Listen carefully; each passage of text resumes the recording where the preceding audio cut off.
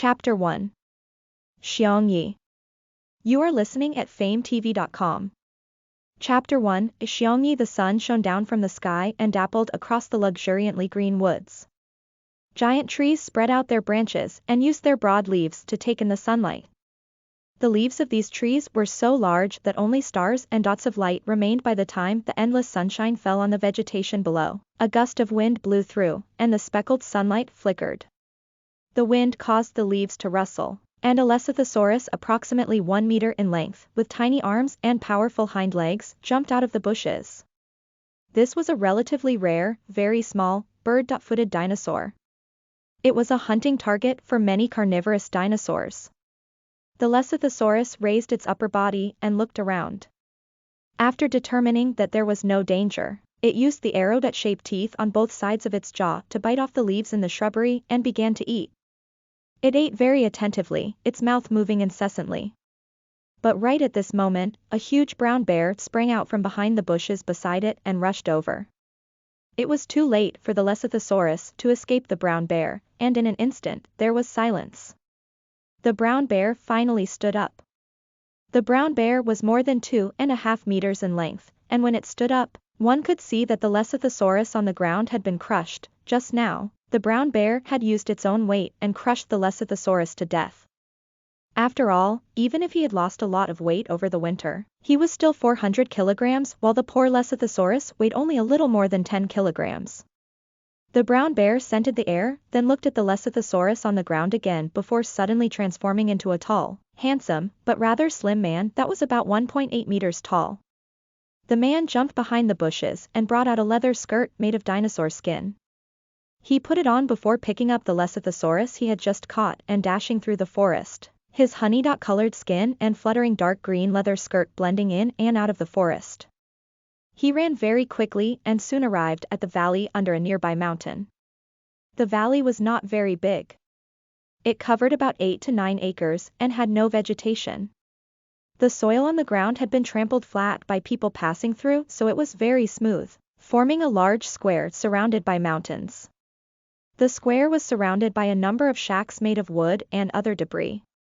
A steep mountain slope on one side was covered in man-made steps and cave entrances from which people intermittently came and went. Currently, dozens of men and women dressed in animal skins were busily doing things in one corner of the square. When they saw the man run in from outside, they greeted him one after another. Xiangyi. Xiangyi, you're back. Xiangyi, you're amazing.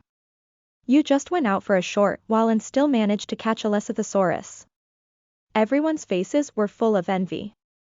One of the women, who had a beautiful figure, swallowed and said, "This Lecythosaurus is really substantial, it looks delicious." I was lucky. Xiangyi, who was carrying his prey over, laughed and passed by the group as he headed towards the eastern part of the valley.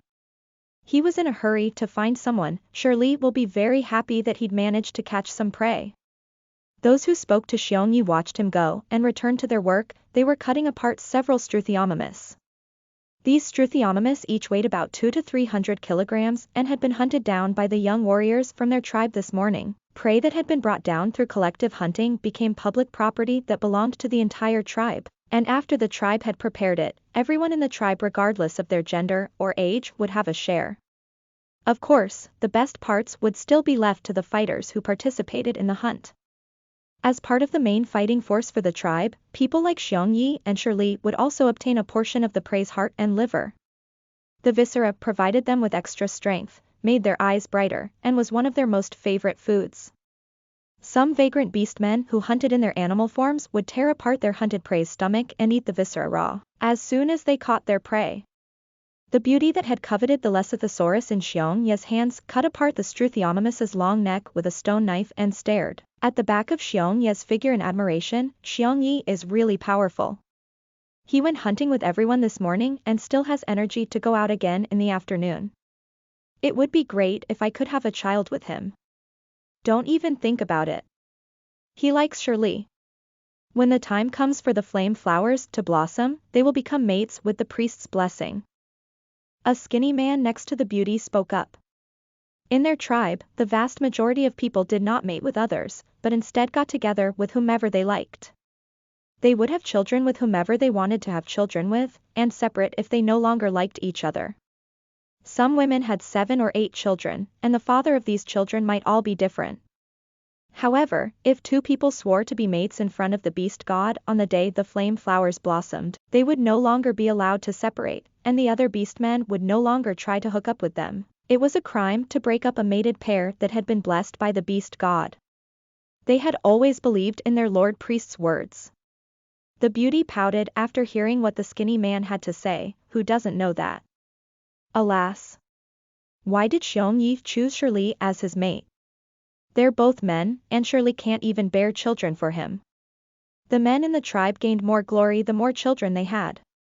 Xiongye's father, the previous patriarch of the tribe, had sired 9 children amongst 5 women. The current patriarch of the tribe, Xiongye's uncle, had 5 children from 3 different women. However, Xiongyi was an anomaly. He actually decided to become mates with a man shortly after reaching adulthood. When the beauty thought to this point, she felt that it was a great pity. She grew up with Xiongyi and was very fond of this man who was the strongest warrior in their generation.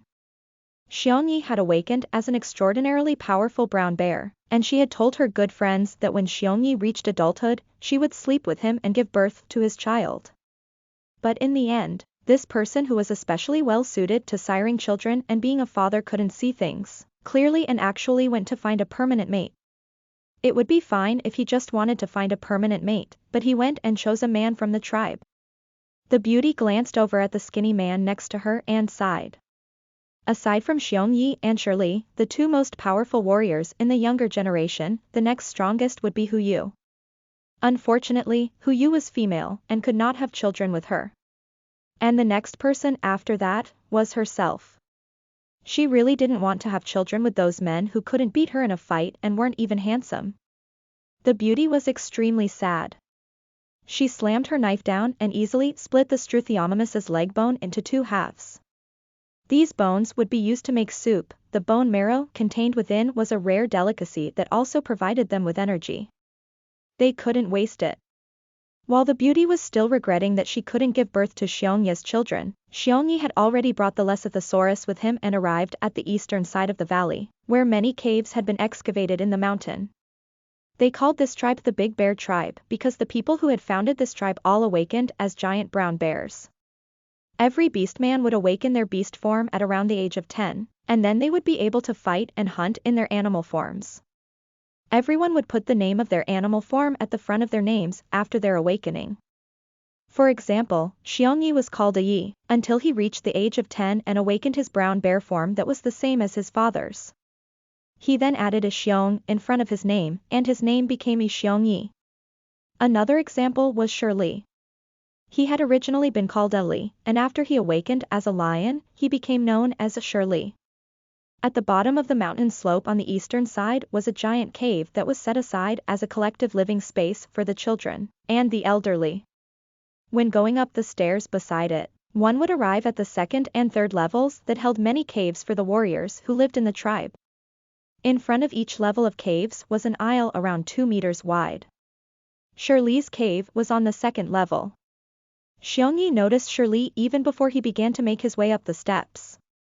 He was wearing an animal skin skirt as he lay at the base of the valley on a vast stretch of dry grass, lazily basking in the sun, his eyes at half-mast.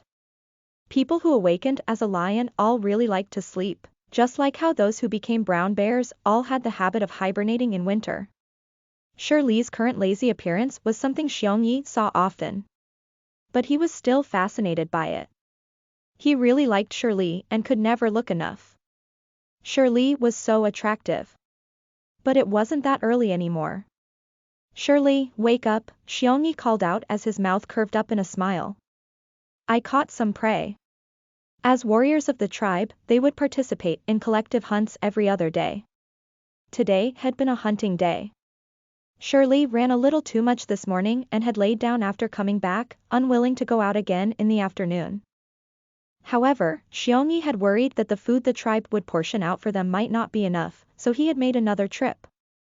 His luck was not bad, and he had managed to catch a Lesothosaurus without hunting for too long. Although the Lecythosaurus wasn't big, when it was added to the food that the tribe would distribute to them, it was enough for him, Shirley, and Shirley's family to eat their fill over the next 2 days. There was no collective hunt tomorrow, so he and Shirley could go out again to hunt for additional prey that they could store up. After going through a winter, he had lost a lot of weight, and his beast form was no longer as burly as it had once been.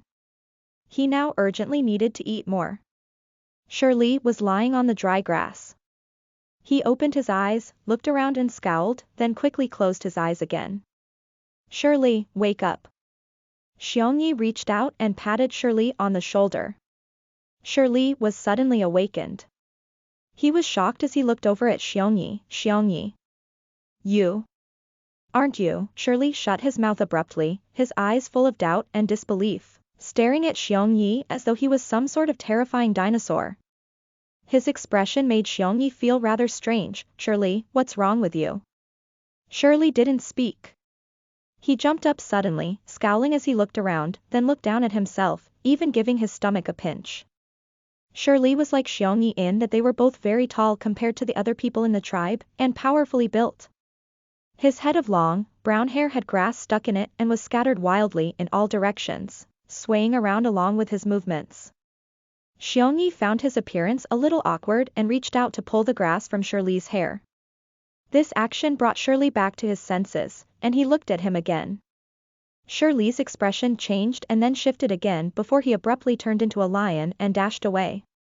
Xiangyi watched on blankly as Shirley ran away, then picked up Shirley's animal skin skirt whose string had broken due to Shirley's sudden transformation, and headed towards the steps to the side. That was Shirley's cave. Shirley, his mother, and his younger brother had come to their tribe 8 years ago. It was during the summer. Xiangyi, who had always been fond of entering the water to catch fish, had just awakened his brown bear form. Seeing his uncle catch fish in the river, he had followed by his side to learn and ended up learning to do it in exactly the same way. He turned into a small brown bear and caught quite a few big fish that he had been unable to catch before. He bit the fish to death and left them by the river, planning to bring them back to eat. Unexpectedly, a dusty, gray lion cub popped out and ate his fish. He rushed over to beat up the lion cub, knocking them unconscious, and frightening himself in the process. He quickly went to find his uncle for help, and then his uncle brought this little lion cub as well as the cub's mother and younger brother back to the tribe. That little lion cub had been Shirley. Shirley had been suffering from hunger back then and fainted. He hadn't suffered any lasting harm, but his mother had been very, very weak, and had almost died. The grandfather priest finally had to take out some medicinal herbs in order to save her. From then on, the 3 of them settled in with the Big Bear tribe. Back then, their family was small, young, and weak, so they were not accepted as members of the tribe. Xiangyi's uncle, the tribal chief, only allowed them to live with the tribe and gather food from the surrounding area. 3 years ago, Shirley was finally able to participate in hunts, and the tribe finally accepted this outsider family. Last year, when Shirley became an adult and grew increasingly powerful, the tribe finally assigned them a cave to live in. During the years when Shirley and his family lived on the outskirts of the tribe without being accepted as members, Xiangyi had always taken good care of Shirley and brought him along to catch fish, small dinosaurs, and even insects.